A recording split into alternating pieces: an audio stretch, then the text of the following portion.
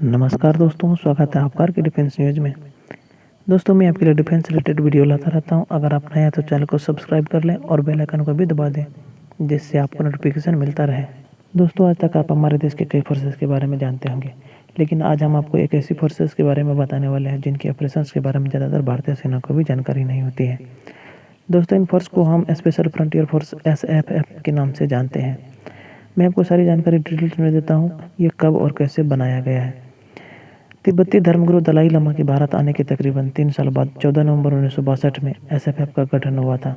इस फोर्स में सभी जवान तिब्बती मूल के हैं। इसका मुख्यालय हेडक्वार्टर उत्तराखंड के चकराता में बनाया गया है, जहाँ काफ़ी तादाद में तिब्बतवासी रहते हैं। SFF पैरामिलिट्री की स्पेशल यूनिट है। इनका सबसे महत्वपूर्ण बात यह है कि हमारे देश की खुफिया एजेंसी रॉ के साथ काम करती है। इस फोर्स को किसी भी मिशन से पहले हमारे देश के प्रधानमंत्री को सूचना देना पड़ता है।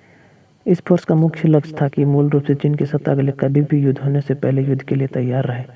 इस फोर्स को छुपकर युद्ध और खुफिया सूचना जुटाने के लिए प्रशिक्षित किया गया था। अब इसकी भूमिका विशेष रूप से सीधी कार्रवाई, आतंकवाद के खिलाफ लड़ाई और गुप्त ऑपरेशन करना है। इसमें 10,000 एक्टिव फोर्स है।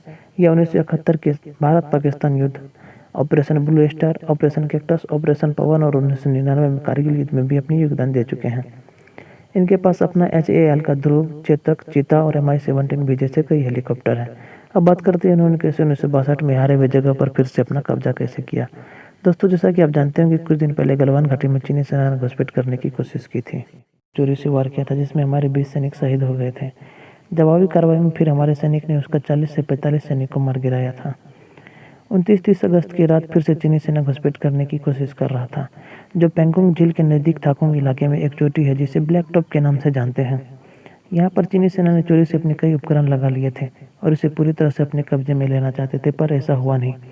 अगर चाइनीज आर्मी उसे अपने कब्जे में ले लेता तो उनके लिए चुशूल सेक्टर में मौजूद भारतीय सेना के पोस्ट पर नजर रखना बेहद आसान हो जाता। इसी नीयत से उस रात PLA के करीब 300 जवान चोरी छिपे उस इलाके में घुसपैठ करने की फिराक में था, पर ऐसा हुआ नहीं। अब LAC पर यह महत्वपूर्ण चोटी अपनी भारतीय सेना के कब्जे में, जिसे हमने 1962 की जंग में हार गए थे। अब मैं आपको बता दूं कि चीन का भारत समेत 18 देशों के साथ सीमा विवाद है। चीन की परेशानी इस बात से आप समझ सकते हैं कि उन्होंने कहा है कि कभी भी किसी दूसरे देश के 1 इंच जमीन पर भी वो कब्जा करना नहीं चाहता है। मैं आपको बता दूं कि चीन के पास अमेरिका के बाद दूसरी सबसे बड़ी सेना है और वो कभी भी किसी भी देश के सामने कभी शांति और विवाद सुलझाने की ऐसी अपील नहीं करता है। लेकिन चीनी सेना को नए भारत के तेवर देखकर समझ में आ गया है कि असली ताकत संख्या में नहीं बल्कि हौसलों में होती है। इसी के दम पर आज भारतीय सैनिक लद्दाख के चुशूल सेक्टर में 15,000 फीट की ऊंचाई पर बैठे हैं और चीनी सेना नीचे है। आमतौर पर जब कोई सेना ऊंचाई पर मौजूद होती है तो उसके एक सैनिक को काबू करने के लिए नीचे मौजूद सेना को 6 सैनिक भेजने होंगे।